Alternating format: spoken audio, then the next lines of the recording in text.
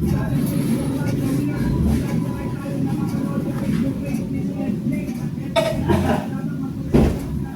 sama daw si Mama. No?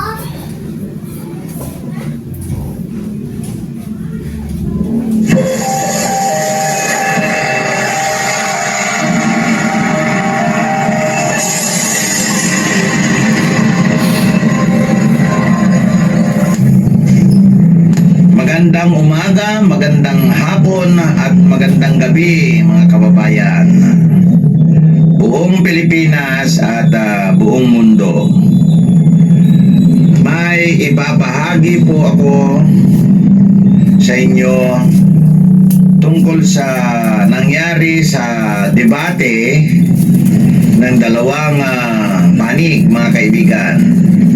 Ito po ay sa pamamagitan ng Church of God Born Again Christians at ang Church of God in Jesus Christ na tinitindigan naman ni Dajun, ako po yun, at saka si Jared naman ang tumitindig na defensor ng kabilang panig mga kaibigan. Ang video na ito ay papamagatan kong kabastusan ng isang mangangaral. Kaibigan, makikita po natin kung paano po nangyari ito at gagawan ko naman ng reaction doon sa mga mapapanood natin mga kaibigan. Hindi ko po pangunahan ang video mga kaibigan. Pagkatapos ng segment, saka lang po ako maglalagay ng aking reaksyon mga kaibigan.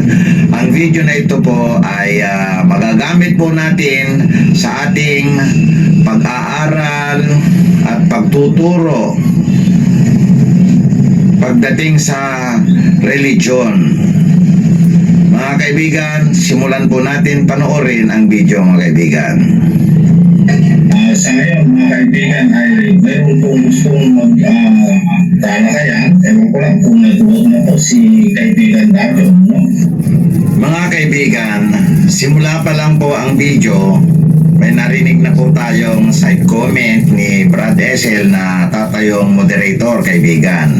Napaghahalata na biased siya na moderator kaibigan sapagkat nagbanggit siya na naduwag na daw ako.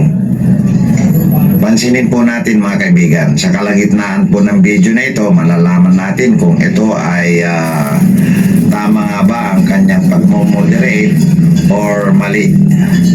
Yan po ang tindig ko dyan mga kaibigan. Pansinin lang po natin kung tama si Esel sa kanyang ginagawa sa channel niya mga kaibigan.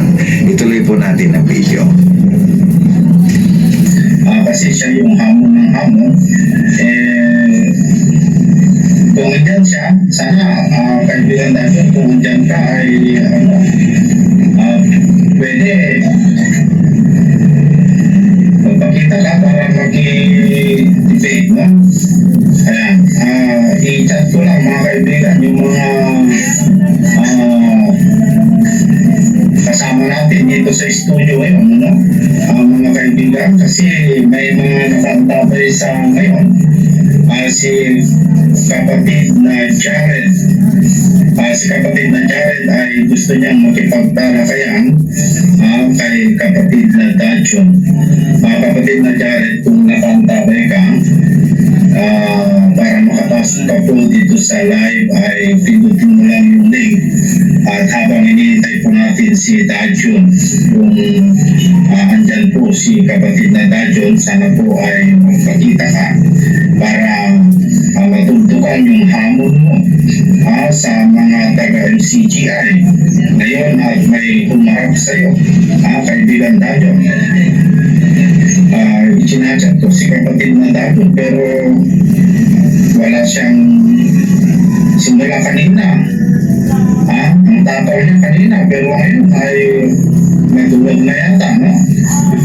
Yan na naman po mga kaibigan. Binanggit na naman po niya na naduwag na yata. Gumanon po siya. Yan po ang aking gustong ipapuna sa inyo mga kaibigan. Na sa ganon ay ma-check natin sa kalagitnaan hanggang sa katapos katapusan ng segment ng video na ito kung tama ba ang kanyang ginagawa, mga kaibigan. Tuloy po natin ang video. Mga kaibigan, ang usapan po dito ng dalawa mga kapatid kung sakali magpakita si kaibigan Danjo. Ang usapan ko dito mga kaibigan ay tungkol po sa ipinaparatang o sinasabi ni kaibigan Danjo. Mga kaibigan, sinabi po ni Brad Esel na ipinaparatang ko daw na walang maliligtas. Mga kaibigan, hindi po ito paratang. Sinasabi ko po na ito ay katotohanan. Titindigan nila yung side nila at titindigan ko naman yung side ko tungkol sa bagay na yan. Subalit mga kaibigan, hindi po ito paratang. Tuloy po natin ang video. Na walang maliligtas sa mga sekta na ang kanilang ginagamit ay lubog sa bautismo. Patutunayan niya ngayon si kaibigan Danjo na yung lubog, yung bautismo lubog ay hindi nakakapagligtas kasi yun po yung stand niya kung nag-debate po sila kay kapatid na Romel ay yun ang hamon niya na lahat daw ng mga LCGI ay hindi po maliligtas. So kapatid na Jared, kung nakantabay ka ngayon ay pinutin mo lang yung link dyan po sa live chat para makapasok ka po dito sa studio habang si kaibigan Dajon ay hinihintay natin kung siya po ay sisipot ngayon kasi sabi niya free siya at pinangako niya na siya po ay harap ang mga kaibigan. Pero habang ay hinihintay po natin yung mga kapatid natin na magtunggali sa araw na ito, gusto ko pong batiin si kapatid na Romel at si kapatid na Milo. Sila po yung daming nakantaway dito po sa ating YouTube live, at saka si kapatid na Larry, binabati ko po kayong lahat, at saka si Edmund Desena na kung saan ay napakatapang niya, sumagot-sagot sa comment section po natin, pero pinapapasok natin dito po sa live ay ayaw niya naman.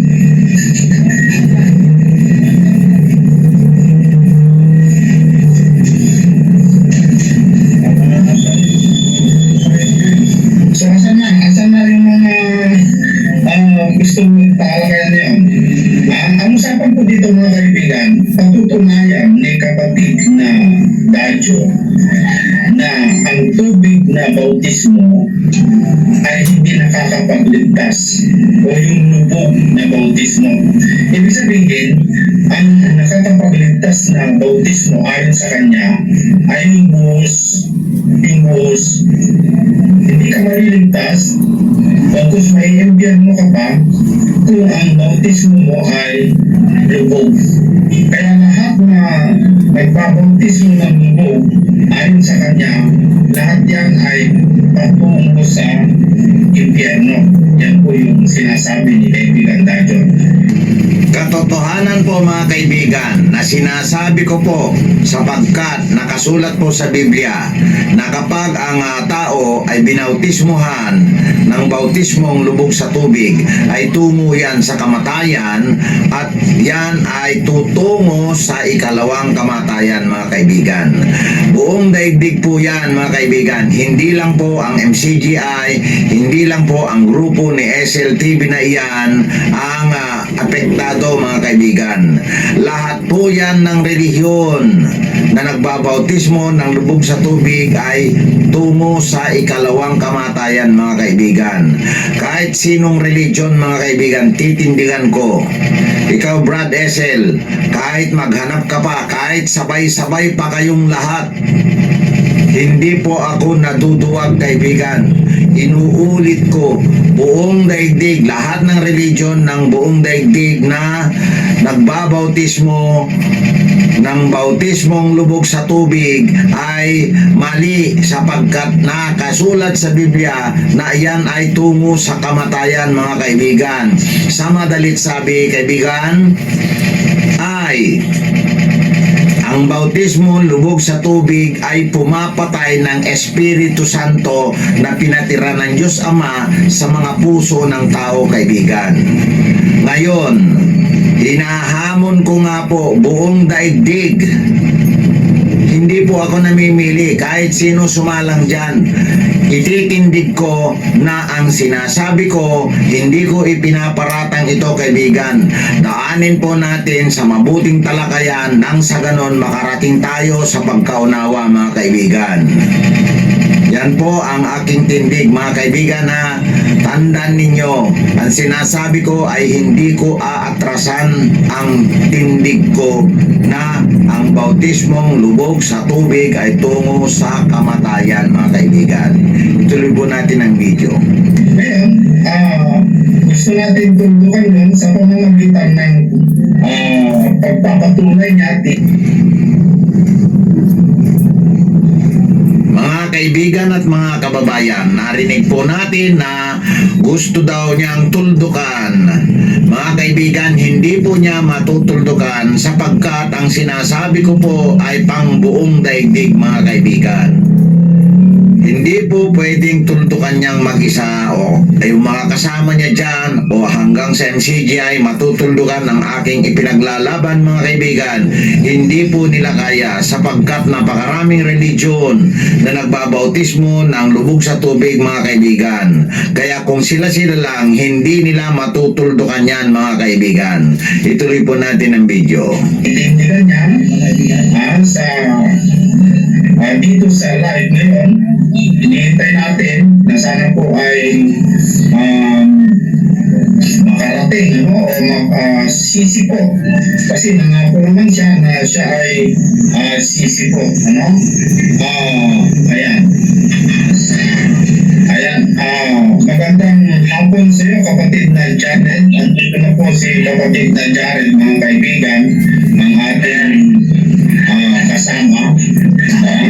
At siya po yung makikipag-tunggali kay kapatid na Dajun. Mga kaibigan, ang susunod na parte ng video ay ang pagpasok ko na po sa talakayan namin ni Jared, mga kaibigan.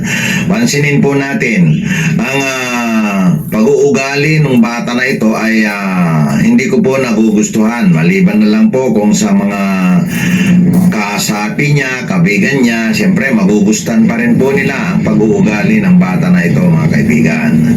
Panoorin po natin ang video. Diyan na si kapatid na Dajun. Kapatid na Dajun, habang hindi pa kita pinapasok ay ang usapan po dito para makipagharapan ka kay kaibigan Jared. Dito na po siya, si kapatid na Jared. Si kapatid na Jared ay patutunayan niya na yung aligasyon mo na walang maliligtas sa pamamagitan ng tubig na pagpaulismo ng lupog ay tutol siya, kapatid na Dajun. So, sabi niyo lang, kung mag-umpisa na yun at magbigay po tayo ng time. Kapatid na Ethel, matutol muna kita, kapatid na Ethel. Ano pang religion yung kapatid na Dajun? Kapatid na Dajun, maaari mo bang sabihin kung ano yung religion mo kay kaibigan Jared? Nakamute yata. Okay, good afternoon, mga kaibigan. Narinig niyo po ako? Oo. Malinaw ako, kapatid. Ang religion ko, kaibigan, andyan nakalagay sa screen. Ano ba yung particular na ano ninyo, kapatid? Ano yung particular na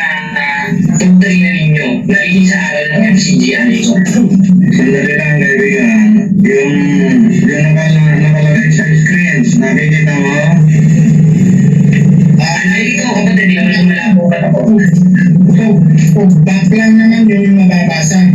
Ayan, yung meaning niyan ay Church of God, Born Again Christians. Yan po ang religion ko, kaibigan. Sige, wala problema dyan, kapatid. Ang tinatanong ko sa inyo, hindi yung pangalan. Ang tinatanong ko sa inyo, kung ano yung pangunahing doktrina ng Born Again ninyo na taliwas sa itinuturo ng kapatid na Eric. Bakit mo ginamit yung word na taliwas, kaibigan? Pag sinabing taliwas, kakontra. Di ko naman sasabihin kakontra kung hindi taliwas, kapatid eh. O sige, ano mo yun, magbigay kayo ng isang pag-uusapan natin ngayon. Hindi ko matanggap yung taliwas, kaibigan, kasi nauna si Soriano, tapos taliwas ako. Parang baligtad yan. Baligtad mo, tatanggapin ko. Hindi ko mabaliktad rin, kapatid. Kaya nakasulat na rin sa Biblia eh. Hindi ko maaaring matamis yung mapait. At hindi ko maaaring mapait yung matamis. Ikaw na lang yung tatang. Ikaw na lang siguro kung maaaring matamis sa mapait. Ito tatanungin kita. Ano naman yung doktrina namin na taliwas ang doktrina ninyo? Pwede ba yun? Wala pa, hindi. Kaya nga ako nagtatanong sa'yo, kapatid, kasi hindi ko alam eh. Magbigay ka muna at pag-uusapan natin ngayon.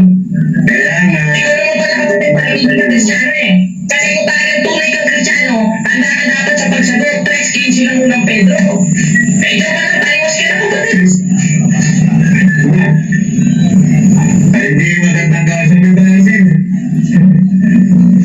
Hindi maganda. Napansin ko na po kaagad mga kababayan at mga kaibigan. Kaya nagreklamo na po kaagad ako. Sinabi ko po doon, hindi magandang kausap ito SL. Gumanon po ako mga kaibigan. Bakit kaibigan? Tingnan po ninyo yung banat niya kaagad. Umpisa pa lang po yan. Umpisang simpleng tanungan pa lang po. Napansin ko po na may kabastusan siyang magsasalita mga kaibigan. Subalit, ituloy pa rin po natin yan. Hindi ko pa rin po babawasan ng video. Isisingit ko lang po yung mga reactions ko mga kaibigan upang mapanood natin at maunawan natin ang katotohanan nangyari sa talakayan na iyan mga kaibigan. Tuloy po natin ang video.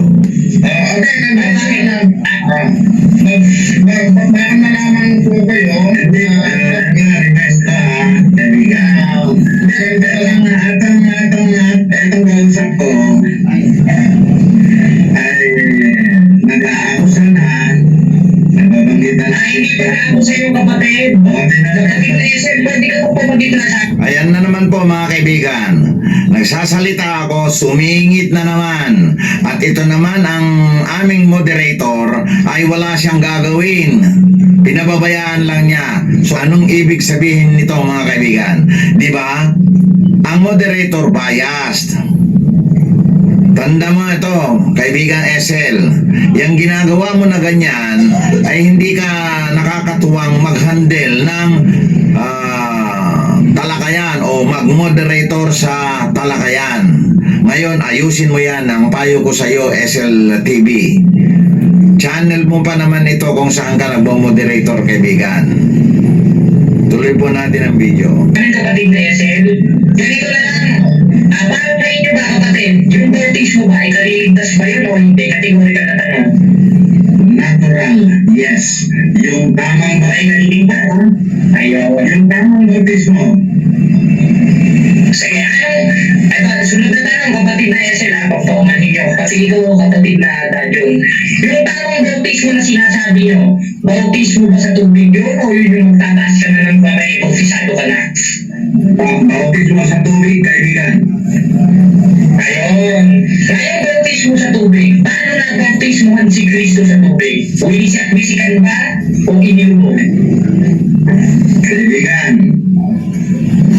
So ano po kaya kapatid? Ngayon naman sinabi kaibigan eh. Sige kapatid. Ako ang gumagamit ng word ng kaibigan. Kung ikaw ay hindi gagamit ng word ng kaibigan, no problem. Basta ako gagamit ako ng word ng kaibigan. Tama po ba? Tama kapatid. Sige. So ikaw, gagamit ka ng kapatid. Hindi ko ang gagamitin yung word na kapatid. Basta gagamitin kong word ay kaibigan. Pwede po ba?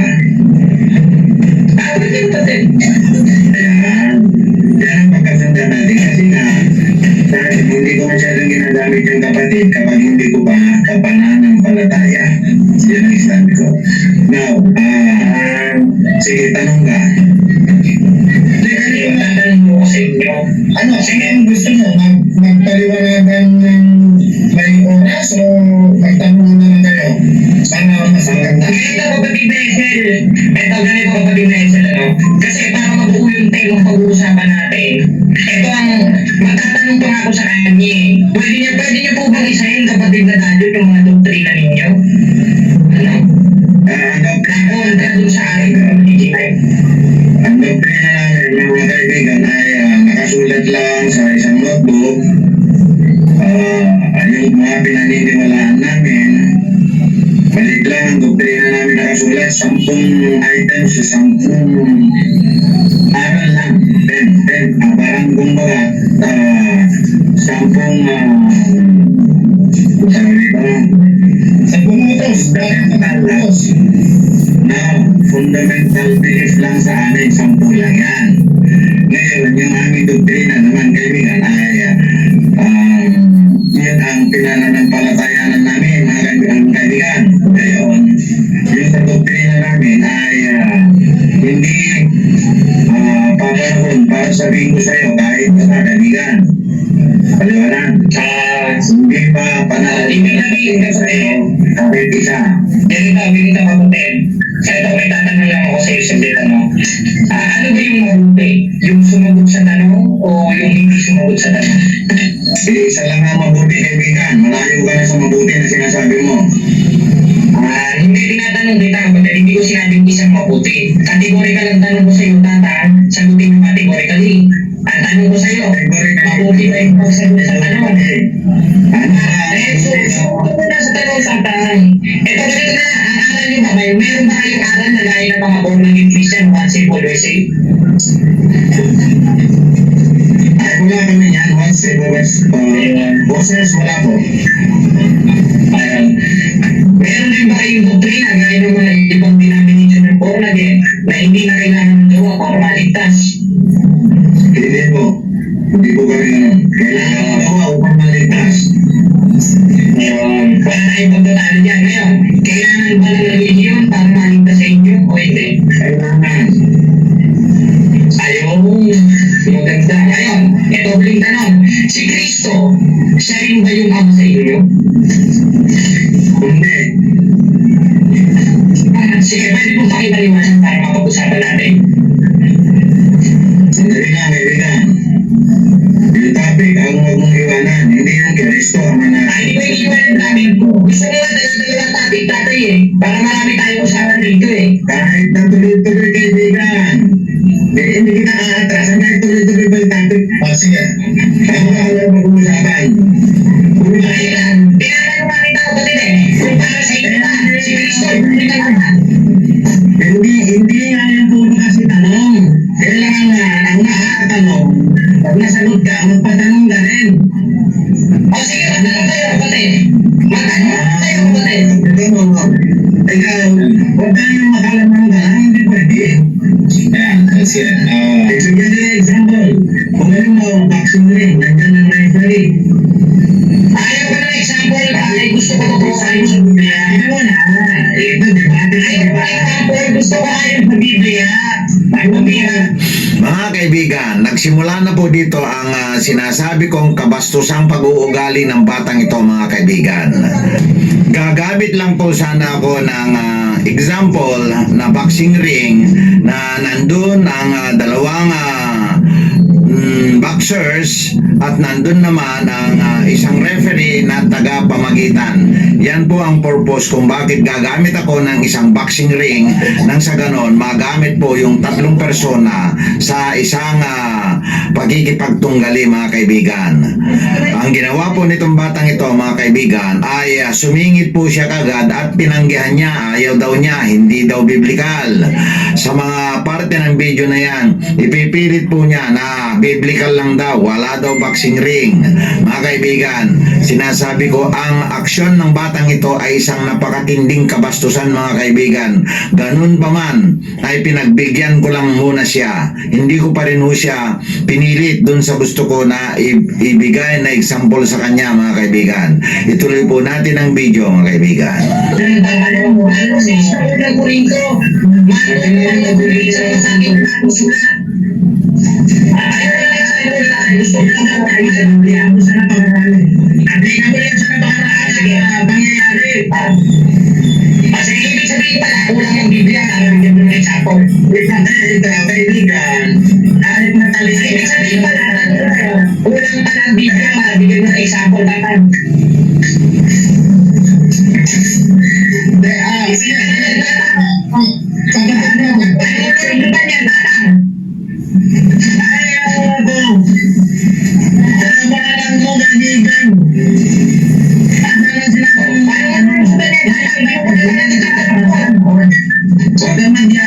Hindi mo kaya sagutin yung tanong ko, napakaliwanag mo ng tanong ko. Ano yung tanong mo?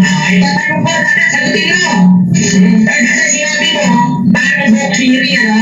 Ngayon, saan ka babasa sa Biblia na itinuro ni Cristo yung boxing ring dahil ang lupok sa bungahan ninyo? Ay, kabubuhan mo, kaibigan.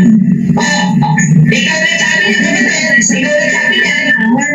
Ikaw na sabi niya. Umahalipos ka na, kapatid. Sabi ko lang, hindi mo kaya sa kapatid. Hindi mo ka. Hindi mo kaya, kapatid. Hindi mo kaya ba? Nagtatanong ako sa iyo. Kasi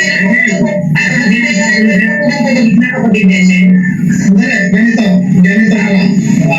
Ano ba yung talagang gusto niyong pag-usapan? Para bigyan kapatid Nesel, ayoko kasi mga pangloko ito si Tata na tanda na rin naman siya, ginagalang ko siya. Pero yung aral niya, hindi ko gagalangin yun. Pansinin po ninyo mga kaibigan, ang sinabi niya ganito, ayaw ko sanang makapangloko si Tatang. Mga kaibigan, sino may sabing ako manluloko kaibigan? Sa tanda kong ito at manluloko pa lang ako, ay wala nang panahon mga kaibigan. Ngayon, sinasabi ko po sa inyo, kung panluloko lang din naman ang gagawin ko, mabuti pa manahimik na lang, di po ba? Ang bata na yan, ang manluloko sapagkat batang-bata pa siya, nagsasalita na siya ng mabibigat na akusasyon na mahabang panahon pa ang gagamitin niya para makapangloko ng kapwa-tao mga kaibigan. Ako po ay kakaunti na lang ang panahon ko sa lupa na kung halimbawa manloloko pa ako sa mga tao, mga kapwa-tao, manloloko ako sa edad kong ito, kakaunti na lang po yung panahon. Bakit pa ako manloloko naman? Mga kaibigan, kung mapamalian ninyo ang sasabihin ko, mas mabuti pang ititigil ko na lang magdadaldal ng ganito mga kaibigan. Kung mali rin lang naman ang aking sinasabi rito, mas gugustuhin ko ng manahimik na lang, magpahinga at hintayin ang aking dulo ng aking buhay. Mas masaya pa sa ganun mga kaibigan. Ito po ang sinasabi ko, yung sinabi ng batang iyan na ayaw daw niya na makapangloko ako, sinasabi ko naman ngayon mga kaibigan, wala na akong panahon para manloko pa mga kaibigan. Katotohanan ang sasabihin ko mga kaibigan. Ngayon, kung meron makakapagpamali at na sumpungan kong tama ang sasabihin ng aking katunggali, bakit? Mahirap ba akong sundin yung tama? Madali akong sumunod sa tama mga kaibigan. Tandaan po ninyo yan mga kaibigan. Ikaw Esel, maniniwala ka sa bata na yan, bahala ka. Ang panloloko na sinabi niya na ako ay ayaw niyang manloko, malalaman natin 5 tagpo lang namin. Sa 5 tagpo lang namin Esel, sa channel mo, sa 5 beses namin pagdidebate niyan, makikita natin kung sino ang manluloko talaga sa aming dalawa mga kaibigan. Esel, tandaan mo yan Esel. Tuloy po natin ang video mga kaibigan. Ito sa bibig niya kanina, yung boxing ring na example. Ngayon, saan mababasa na inaral ni Cristo yung salitang boxing ring? Pansinin ninyo mga kaibigan, itong si Esel ay hindi niya kinokontra si Jared na gumagamit ng mga ganyang mga salita. Nananahimik lang. Dito natin napapatunayan na si Esel ay hindi magandang moderator mga kaibigan. Kasi ang sinalita nito si Jared ngayon ay saan mababasa daw na iniaral ni Kristo ang boxing ring. Nakita po natin, irrelevant na po yan. Wala na pong kaugnayan dyan sa mga topic na yan, mga kaibigan. Etong si moderator, hindi niya yata alam ang gagawin niya tungkol sa mga bagay na ganyan. Ganon naman mga kaibigan, pinalampas ko lang lahat dahil may moderator nga po. Kahit mali na po sa tingin ko ang ginagawa ng moderator, pinalalampas ko kasi nandyan naman po siya bilang pinaka-witness po namin. Yan po ang aking tindig mga kaibigan. Ituloy po natin ang video. Tandaan po natin mga kaibigan, hanggang sa puntong ito ay malumanay ang aking pagdedepensa sa aking tinitindigang bagay mga kaibigan. Tuloy po natin. Kaya itinuturo mo rin yun. Biblical discussion ito, nagsasalita ka na wala sa Biblia. Meron ba wala?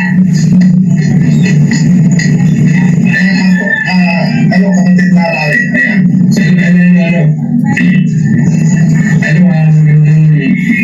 Magandang tanali sa dalawang babakbakan dyan. Oo. Magandang tanali sa Kaisel. Bakit hindi na lang sila gumawa ng topic na yun na pag-uusapan? Parang Sige, ganito na ang topic. Para kapatid na Larry, patutunayan ko na yung Church of God, born again Christian, ay sa demonyo ayon sa Biblia. yung bayad ko dyan na doon. Yan, kapatid na Dajo. Dito sa puntong ito mga kaibigan ay kapansin-pansin, tatlo na po sila na magkakakampi na. Ang sinabi ni Jared mga kaibigan na ang Church of God, born again Christians na aking kinaaniban mga kaibigan ay sa demonyo daw. Hindi po ba ninyo napapansin na iyan ay isang kabastusan na sentence? Isang pambabastos na sentence yan kaibigan. Nag-create siya ng mga salita niya na hindi naman namin pinagkakasunduan na ganito ang mga sinasabi niya na patutunayan daw niya na ang aking religion ay sa demonyo na. O mga kaibigan ha, tandaan po natin, isang matinding kabastusan ng batang iyan ang sinasalita niya mga kaibigan. Pambabastos po yan mga kaibigan. Hindi ko siya hinahamon ng patunayan ng mga iglesia, pangalan ng iglesia, wala sa topic namin yon mga kaibigan. Tandaan mo ninyo, wala sa topic namin yang magbanggit ng mga pangalan-pangalan. Nakita nyo, ano ang natutunan nitong batang ito mga kaibigan? Diba? Puro kabastusan. Kaibigan, isa pa lamang po pala yan na kabastusan. Hindi natin alam kung baka puro kabastusan ang mga karugtong nito mga kaibigan. Ituloy po natin ang video. Ay, ito na dyan. Huli po. Ito kapatid, patutunayan ko sa akin na ito na yung born again Christian Church of God niyo na itinatag lang ng tao sa demonyo ayon sa Biblia. Kasama ko kayo tatang. Ayan po mga kababayan at mga kaibigan, inulit pa rin po niya ang kanyang binabanggit. Tapos hinahamon niya ako. Mga kaibigan, pansinin po ninyo kung anong naging kasagutan ko o reaksyon ko po sa live na aking pagsagot doon sa kanyang hamon mga kaibigan. Tuloy po natin ang video. Ano? Patutunayan ko naman na ang NCGI kung saan ka hindi ako yung bigay tanang. Hindi ako yung CGI tanang.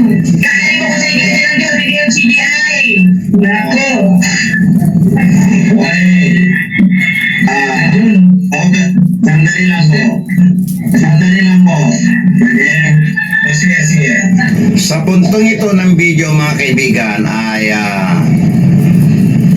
dito ko lamang nalaman na siya pala ay hindi na MCGI mga kaibigan. Subalit, siya ay isa ng ex-MCGI sa ngayon. Ito naman po si moderator natin ay hindi niya ipinakilala, kundi doon sa kanyang introduction ay MCGI ang binabanggit niya na aking makakatunggali kaibigan. So, ang in-expect ko dyan ay MCGI member yung aking makakatunggali sapagkat ang umpisa ng video na ito ay ang pinamamalian ko ay ang bautismo ng MCGI na lubog sa tubig mga kaibigan. Ngayon, sa puntong ito ay lumabas ang katotohanan na yung tao na yan ay hindi pala MCGI member kaibigan. Kaya ngayon, nagtaka ko bakit nag-react siya nung sabihin ko na patutunayan ko rin naman na ang MCGI na iyan ay sa demonyo. Gumanon ako. Yun po ang aking ipinanglaban doon sa paulit-ulit niyang sinasabi na ang aking religion na Church of God, Born Again Christians, ay sa demonyo daw. Kako, sa isip-isip ko, isa itong pambabastos na sa aking pangalan ng aking kinakaaniban mga kaibigan. Kabastusan na. Ngayon, hindi ko na po siya mapalampas. Kaya ang sinabi ko na, binanggit ko na rin yung MCGI dahil ang pagkaalam ko ay isa siyang MCGI member, mga kaibigan. Na ang sinabi ko naman ay patutunayan ko rin na ang MCGI na yan ay sa demonyo. Yun po ang aking tindig, mga kaibigan, sapagkat ang sinasabi niya na sa demonyo ay malamang sa dalawang religion namin magkaiba kami.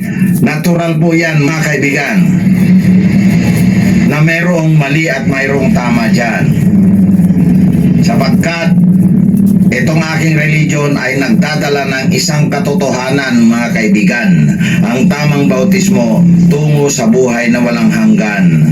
Yan po ay katotohanang dala-dala ng aking kinaanibang Church of God Born Again Christians mga kaibigan. Ituloy po natin ang video. Ngayon, ito hindi maganda na hindi ko pa pala alam. Akala ko MCGI na yan. Hindi harap sa akin yan. Hindi naman ipinakilala. Ngayon, hindi pala siya. Sige, kapatid, i-click ko na. Kasi ex-MCGI na ko eh.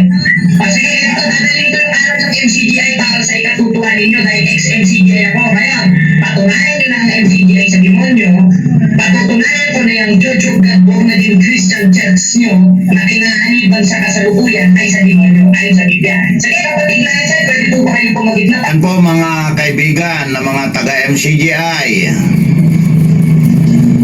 Dalawa na po ang nababanggit niyan na sa demonyo. Ano nangyari ngayon sa kanya? Ikaw, Brad Esel, tandaan mo ito. Nakalusot siya na hindi sa demonyo ang sa kanya. Hinahamon ko siya. Titindigan ko na ang aking iglesyang kinaaniban na Church of God Born Again Christians ay hindi sa demonyo. Subalit kung yan ang gusto niya, double yan kaibigan.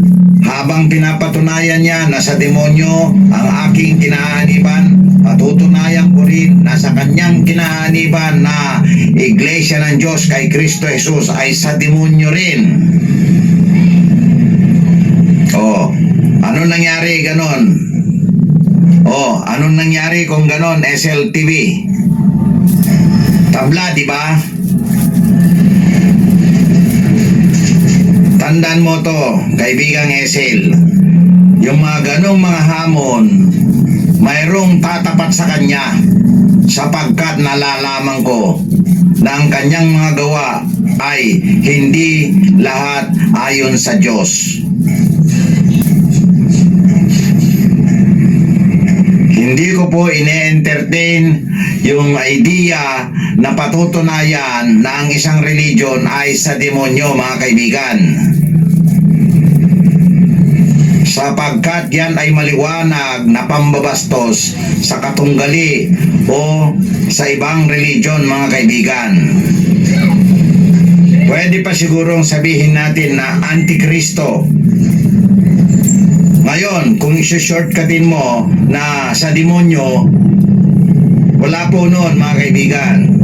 maaaring kalaban ni Kristo pero hindi sa demonyo. Sapagkat, tandaan po ninyo mga kababayan at mga kaibigan, ang pinagsasaligan lahat ng religion ay ang ating Panginoong Hesukristo.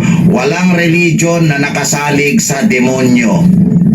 Wala po, masama man o anumang uri ang gawain ng isang relihiyon, maging antikristo man yan, ay hindi pa rin yan nakasalig sa demonyo, kaibigan. Tandaan po ninyo, isang katotohanan ito na aking sinasabi ngayon. Wala pong religion na sa demonyo. Lahat po yan, masama man o mabuti, nakasalig po lahat yan sa Panginoong Hesukristo, mga kaibigan. Ngayon, tutulan po ninyo yung aking sinasabi ngayon. Kung meron man tututol sa inyo, titindig ako sa isang debate, mga kaibigan. Ituloy po natin ang video. Para matuloy nito. Okay, yun po yung gusto niyong topic. Gusto ko lang sabihin sa lahat ng mga nakatama, mga kaibigan, mga misinterpret po nila. Hindi po, wala pong kinalaman ng NCGI sekta dito, mga kaibigan. So, dapat sana natin idamay kasi po, ako po ang ano dito, no? Pero si kapatid na Jared ay ex-NCGI. Ibig sabihin, umalis na siya sa NCGI. Pero yung aral na napag-aralan niya o natutunan niya sa ating kapatid Nelly ay dala-dala niya. Ibig sabihin, umalis lang siya sa grupo pero dala-dala niya yung aral na ipinapangaral ng ating kapatid Nelly. Pero walang kinalaman ng NCGI dito, no? So, ang topic po ninyo ay patutunayan ni kapatid na Jared na ang NCGI, na ang Church of the Born Again Christian ay sa demonyo. Ngayon, tutol naman si kapatid na Dayon. Ganito, sino yung gustong mauna sa inyo para umpisahan na natin, bigyan natin ng 15 minutes bawat sa inyo.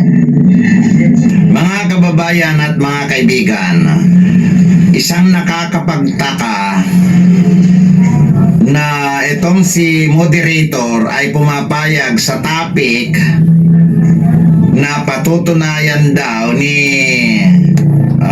Jared ng Iglesia ng Diyos kay Kristo Jesus na sa demonyo ang aking kinaaniban.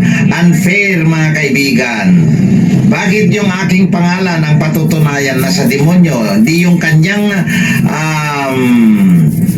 pangalan sana ang gagamitin niyang sa Diyos. Yun ang papatunayan niya. Nakita mo ang katangahan nitong si Esel naman, mga kaibigan. Papayag siya. Eh di mas lalo na akong hindi papayag, mga kaibigan. Ang topic, napakapangit.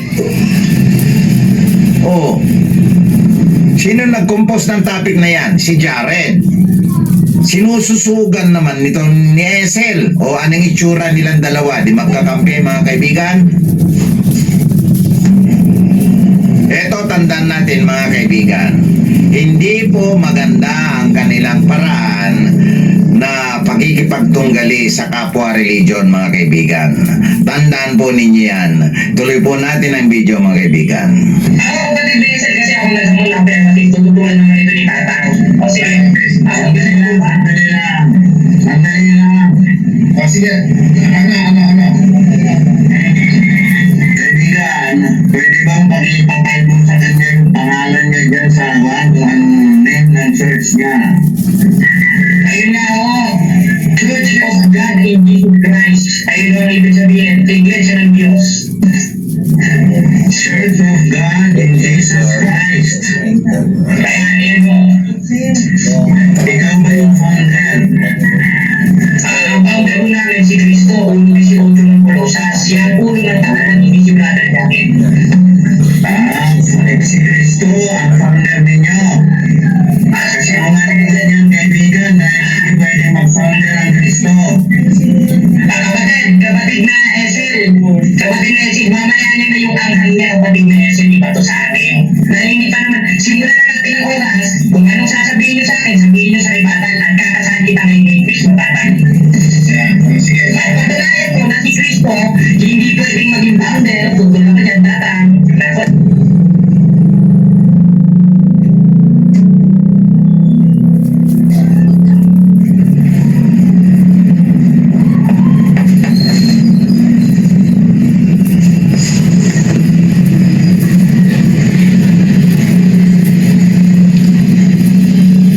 Tututol daw po siya mga kaibigan doon sa tindig ko na ang Kristo ng Diyos ay hindi pwedeng maging founder ng relihiyon. Katotohanan po yan, sinabi ko yan mga kaibigan. Titindigan ko po yan habang buhay na ang Kristo ng Diyos ay hindi founder ng kahit anong religion mga kaibigan. Sa video na ito ay iyan ang aming naging topic mga kaibigan, na titindigan niya na ang kanyang iglesia na Church of God in Jesus Christ, sa Tagalog naman ay Iglesia ng Diyos kay Kristo Jesus mga kaibigan. Ang tindig ko na iyan ay patutunayan ko na hindi nagtayo ang Kristo ng Diyos ng iglesia. Siya naman ay patutunayan naman niya na tayo ni Kristo ang kanilang iglesia mga kaibigan. Yan po ang naging topic namin dito mga kaibigan. Ngayon, tututol daw po siya sa sinabi kong hindi daw pwedeng magtayo ng iglesia ang Kristo ng Diyos. Katotohanan po mga kaibigan, titindigan ko po yan. Ituloy po natin ang video. Ikaw pala kalasang passion nata. Okay, naglalagay natin topic. Sisimulan ko dun sa terong pinasahan mo sa akin, tata. Dadaan rin tayo dun sa pagiging founder ng Kristo. Ayaw mo. Ayun sa founder na tayo.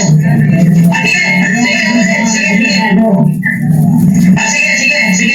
Ilatan mo na, tatang. Ikaw ang kapatid, dahil tutol ka dun eh. Tapos, cross-examination, kapatid na SM. Tingnan natin kung kapatid dito si tatang sa tanong natin. Sige, simulan na natin. Okay, ganito na lang. Apart ka dun sa tema kapatid na tayo na pagtutunayan ni kapatid na Jared ayon sa Biblia na ang Church of God born again Christian ay sa demonyo at Malayon, kaibigan, malayon. Malayon lang yun. Hindi.